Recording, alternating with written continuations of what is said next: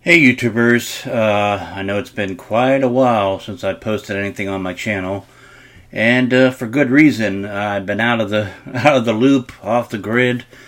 Uh, uh, the purpose of this video is to tell you what my experience was with that.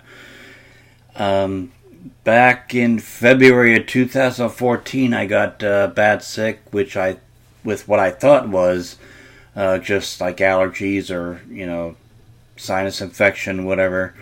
So I was just basically taking over-the-counter medication to deal with it. Well, it turned out it was not the case. It turned out later that I found out that I had not only the flu, but I had pneumonia. And about the second or third day I was sick, I got out of bed, went to the kitchen to get something to drink, and I never made it. I passed out. Luckily, some friends that I was staying with at the time found me, and I vaguely remember going to the ER and them telling me, "Well, your lungs are one of your lungs is filled up with fluid, and we're gonna go take some X-rays, whatever." And I think the last thing I remember, they were wheeling me down to the X-ray place, and then I just went out. And then I went through what I'm going to describe in this video as quite an adventure. I found out later that I was basically in a coma for 38 days. Now, I could tell you, from my perspective, my looking back, I knew what my brain was doing at the time. It was just basically taking random things that I've read or seen or experienced or whatever, and just mushing them together. But when I was in that coma for almost 6 weeks, it was very real to me. It was my brain, from my brain's perspective, it was like it was actually happening. As bizarre as it was, to me, I thought, okay, well, this is actually happening, and my memories of it is as vivid as any memory that I have here in the real world. Now, I know I'm going to disappoint some people when I tell you that, and I'm talking from experience, and I'm talking also from, I've talked to 2 other people since then that have also been in a coma. Not as long as I have, but I think one was in a coma for like 3 days, another one for 5 days. But they had similar experiences. I could tell you that regardless of what the doctors tell you, or regardless of what you see in the movies, we do not have any awareness of what's going on around us. Okay, so if you have a coma patient, or someone in a coma, I hate to break it to you, but you could talk to them all you want, but they're not hearing a thing. It's like they're dreaming, basically. I mean, I was not aware of anything that was going on in the hospital room around me. People visiting me. People if you came to visit me in the hospital and talk to me, I appreciate, but I didn't hear a damn word you said. I was too busy trapped in the bizarro world that my brain was creating at the time. And that's what this video is about, which is what I experienced during that being in a coma for almost 6 weeks. So and the weird thing was it was very linear. It wasn't random. It was very, I do this and this happens. I go here and this happens. And it was very, there was a definite beginning, middle, and an end. Very different from any like regular dream I've had. And I don't know if it was because my body was in a coma or the drugs they were giving me or something, but and I think that's why I was perceiving what I was experiencing as being real, is because it had that very cause and effect type of thing.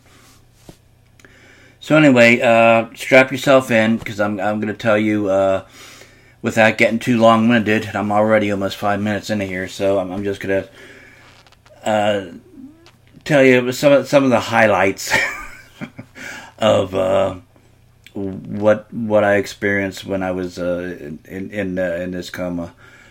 First of all, it started off very logically. I was in a hospital. I was still in a hospital. I was in a hospital in real life. I was still in a hospital in my coma. But what made it interesting is I was convinced that two nurses was trying to kill me. And one of the nurses, I never saw her face, but because she always wore a gas mask. I don't know why. You'll see there's an ongoing I guess signature throughout my dream of people wearing masks. I don't know why, but this one nurse wore a gas mask all the time. And the other nurse was a Russian nurse, and she was the ringleader. She was the one that was, giving orders to the other one on how they were going to try to kill me. In fact, there was one incident where the gas mask nurse came in, and she never talked. It was the Russian nurse that always talked. And the gas mask nurse came in and took one of these big, huge knives, similar to like the knife Crocodile Dundee used in a movie. He picked up thinking, oh, that's not a knife, this is a knife. She took one of those knives and plunged it right into my right hand. And it hurt, and I looked at her, I was like, what the hell do you do that for? And she just did this Cocker Spaniel type of tilted head thing, like, why? What's your problem? And I don't know if the police were in on it, but the police wanted to arrest me for some reason. And I didn't know why. And there was a friend of mine that who's a lawyer that showed up. And there was a friend of mine that I've known for years, but he was talking to me as if this was the first time he ever met me. And I was like, hey, dude, it's me, Tom. Don't you remember me? Come on. He didn't remember me at all. So anyway, I kept getting visited by all these cops, except there was one cop that came in, and one of the nurses, one of the good nurses, not one of the two that was trying to kill me, one of the good nurses was taking my blood pressure, and a cop came in and put an envelope in my blood pressure cuff, and just basically gave me a wink and a nod and said, hey, kid, don't worry about it. I never knew what was in that envelope. I wish the hell I opened up that damn envelope to find out what was in it. I never found out what was in it. But evidently, whatever was in that envelope cleared up the whole thing of why the cops were after me. So anyway, the Russian nurse tells me at one point about a cheap dentist to go, and I don't know why I was listening to a nurse that was trying to kill me. But I go to this dentist, and instead of cleaning my teeth, this dentist amputates both of my legs. So from that point on in the dream, I had these 2x4 planks of wood sticking out of my thighs. And I had these pieces of wood for legs, whatever. Now here's where things got kind of interesting, because I don't know if this section was a part of my coma or if it actually really happened in real life. Because I was told afterwards that there was about less than a day's time, less than 24 hours time, that I came out of the coma, and they took me out of ICU, and they told me that I was, at that point, I was very agitated, very aggravated. I was to the point where they had to strap me down and restrain me, basically, because I was like, I gotta get out of here. You gotta get me out of here. Like, I gotta leave right now. Gotta get me out of here. Well, I seem to remember, there were some nurses at the side of my bed. There was two nurses at the doorway, and a doctor came into the room. And I remember telling the doctor, you need to get me out of here. I have to leave. These nurses are trying to kill me. And the doctor's like, oh, okay, Mr. Grogan, don't worry about it. We're gonna deal with it. Don't just relax. Blah blah blah. And then I was also told that, like within a few hours or so, after that, my body went back into a coma, and they had put me back in ICU, and that I was in a coma for the rest of the time. So there was a brief time that I was actually out of a coma, and very agitated that they had to strap me down, and I was telling the doctor that I had to leave. So I'm wondering if that was not part of my coma dream. It was actually something that really actually happened that I just vaguely remember. But anyway, that's that. I never got the answer to that. I was discharged from the hospital by the time I found out about that. Anyway, my body goes back into a coma, and I was discharged by the coma from the hospital. So evidently, the people in my coma listened to me. They believed me that the nurses were trying to kill me, and they discharged me. So, excuse me.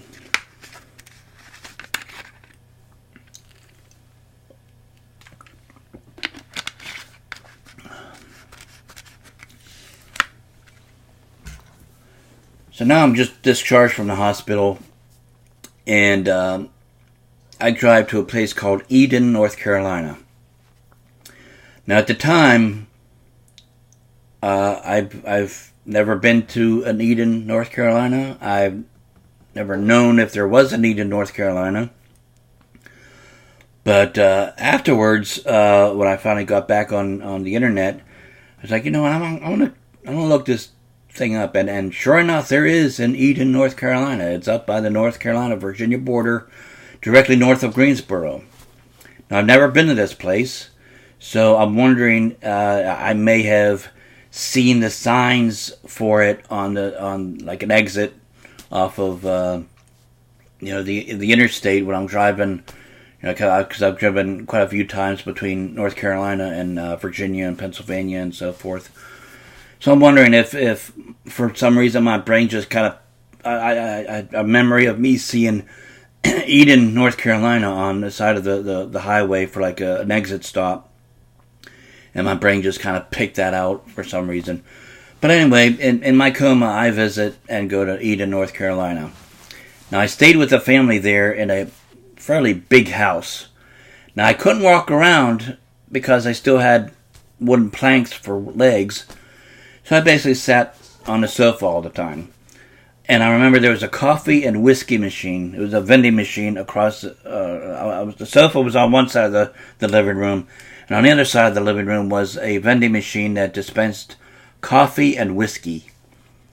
And I was thirsty as a son of a bitch. And I kept wondering, I can't walk. Can somebody please get me, that thing of whiskey? I'm very good at this point. Would someone please get me at least some coffee, please? Nobody would get me a coffee or a whiskey.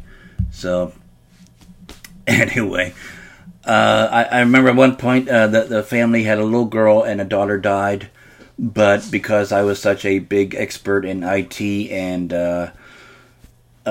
network security and stuff like that, I was able to bring their daughter back, but I put her soul. I installed or downloaded her soul into the PlayStation. So I don't know if she was like in the PlayStation the whole time playing games or being a part of the games or anything, but I still remember, that I brought this daughter's back from the dead, but we didn't have any bodies around for the soul to possess, so I downloaded it into the PlayStation. And then all of a sudden, shit hits the fan because the Russians and the Chinese invaded. And we're talking the whole Red Dawn type of thing going on, where, parachuters are coming down and shooting people. And I don't know where the family I was staying with got this stuff or where they stored it, but they had this anti-aircraft artillery guns and shooting them out the window, which was interesting. Then a friend of mine arrives in his helicopter with reinforcements and brings some other people to help fight the Russians and the Chinese. And until all of a sudden the house gets bombed. The house gets hit and the whole place just goes to hell. The roof collapses in. My friend is dead. He's lying dead on a sofa next to me. I'm barricaded underneath this rubble and wood and timber and frame and stuff from the roof falling down on me. So I'm pinned to the sofa, and I'm thinking to myself, okay, this is it.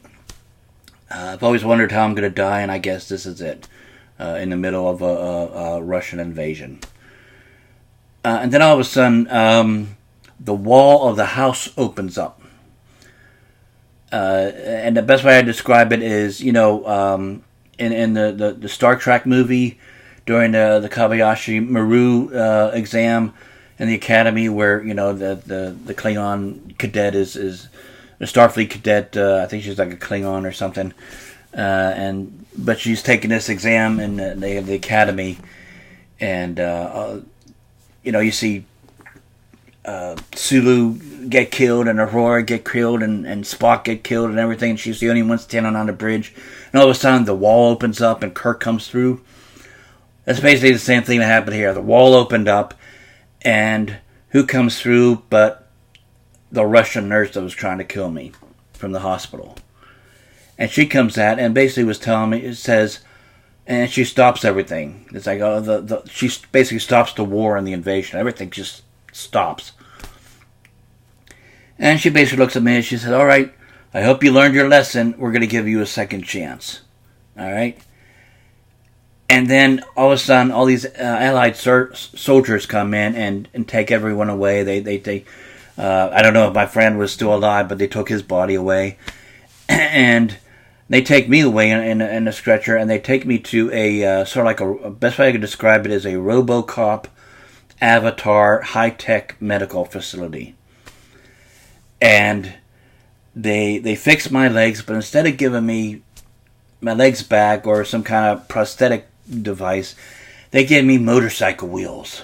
Now this is cool. This is where my Coma dreams started to get real interesting, because I had motorcycle wheels for legs. You can't beat that.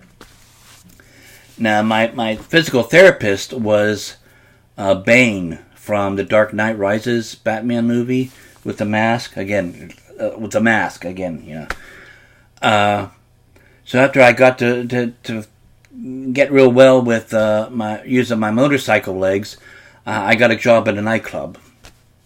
Now, this nightclub is the bottom floor was like a goth vampire steampunk type of DJ a dance hall thing. Here in where I live, we have two events here regularly. One called Purgatory and the other one called Installation, and it's sort of like this goth steampunk retro dark wave type of thing that I've gone to. So the first floor of this nightclub was like, and for those of you who know me and are local to where I'm at, you know what I'm talking about. So the first floor of this nightclub that I was working at was Purgatory and Installation +1. Just bumped up a bit. Even more radical and more over the top.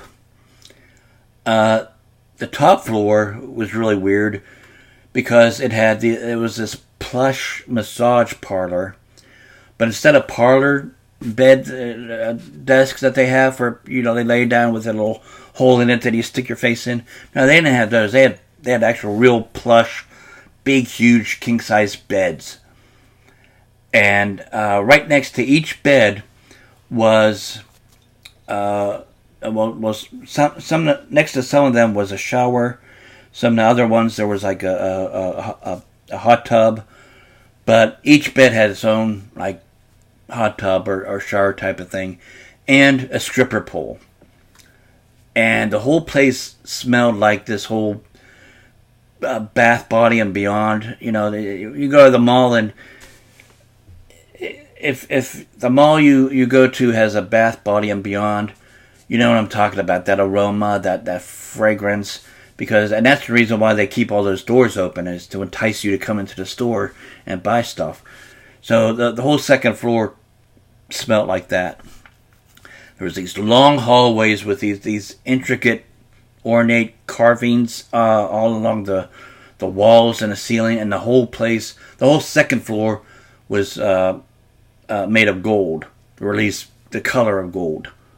So it's really weird because you had a bottom floor where it's really dark and loud, and the second floor was really bright, golden, and I think they were playing Anya or some shit like that. I don't know.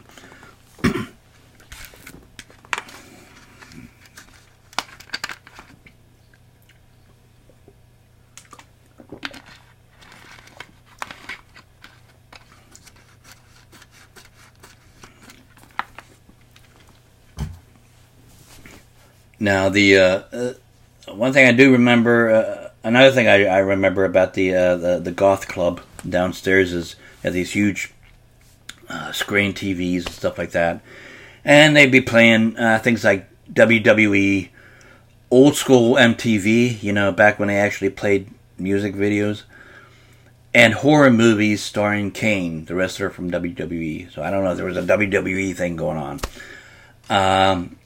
At one point, they did switch over to the Super Bowl, but the Super Bowl was, and I know the Super Bowl was being held during the time I was in the coma, but the Super Bowl in my coma, it was actually being held at the local stadium in a really bad snowstorm, and there were snipers perched along the top of the stadium, and they were basically shooting the players.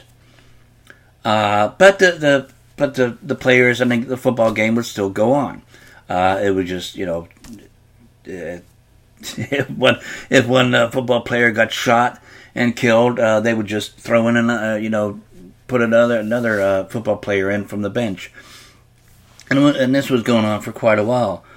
And I don't know if there must have been like this ongoing paranoia in my dreams, but of course, like the hospital where the nurses was trying to kill me, sure enough, at this nightclub, one of the employees was trying to kill me. He was afraid I was stealing his job. Now, luckily, the bouncer at the club was Bane, my physical therapist. So he helped protect me, and he helped take care of this guy. At one point, all the club patrons were cast in a science fiction movie, and I remember the costumes we had to wear were these huge alien-like things, and it looked like for you Farscape fans out there, they looked like the Heliotians creatures. Just really huge. I mean, the small heads, almost bird-like, and these huge ornate wings, and costumes that we had to wear. We could barely move in the damn things. And the main character of this movie was the blue alien opera singer from the movie Fifth Element. Again, my brain is just picking shit out of random, but I was perceiving it as actually happening.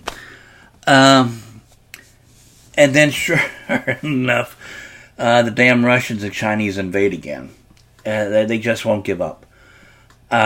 So you got this thing of the goth and the steampunks and the strippers are fighting off the Russians and the Chinese, and I'm riding around with my motorcycle legs, and I have a sword, and I'm chopping off heads. I'm just zooming in and out of these Russians and Chinese, and I'm chopping their heads off and stuff like that. So evidently is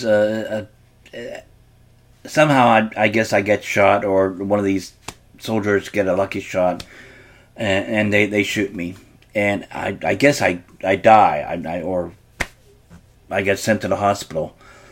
Well, the next thing I remember is I wake up in the hospital, but this time I'm not in a coma. I'm in a real world, and my mouth is dry. I have a tube sticking out of my neck. My right arm is dead. I can't feel my legs. I have no core strength at all. I can't even, I'm so weak I can't even sit up in bed. And I remember a few days after I started to, and I was real groggy. It took me quite a few days to acclimate, to find out what had happened, what was going on. And I remember at one point, a few days afterwards, I was like, I'm looking down, I'm feeling my legs, and I think to myself, damn, I wish I had my motorcycle wheels. And so, anyway, I hope this was interesting. It was interesting experiencing it. I don't know. I may do some more videos later on to let you guys know how I'm doing. If you guys even care to find out or to know, leave some comments down in the comment section below. If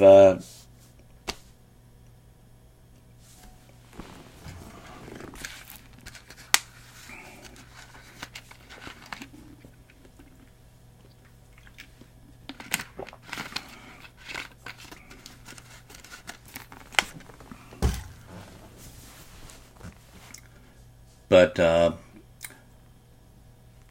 yeah, if you know someone that's in a coma, if a family or loved one is in a coma, don't give up on them, because I literally had 1 foot in a grave, and but the doctors told my nephew, who was basically making the decisions whether to pull the plug or not, and I appreciate that he didn't pull the plug. Thanks. But the doctor said, if he survived this, he has a good chance of coming out of it, and if he comes out of it, he has a good chance of at least getting some portion of his life back, or getting somewhat. And they stress that it's not going to be the same, and it hasn't. At the time that this video was made, I'm like 18 months out of being in that coma, and no, I'm not the same. And